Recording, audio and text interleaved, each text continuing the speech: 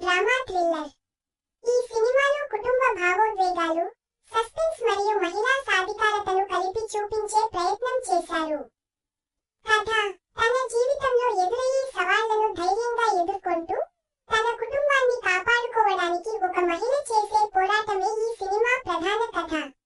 భయం మరియు ధైర్యం మధ్య ఆమె చేసే ప్రయాణాన్ని ఆసక్తికరంగా చూపించారు. ప్లస్ పాయింట్స్: సమంత అద్భుతమైన నటన, ఎమోషనల్ సన్నివేశాలు, బ్యాక్ గ్రౌండ్ మ్యూజిక్, విజువల్స్ మరియు ప్రొడక్షన్ విలువలు. మైనస్ పాయింట్స్: కొన్ని చోట్ల నెమ్మదిగా సాగే కథనం, ఊహించగలిగే ట్విస్టులు.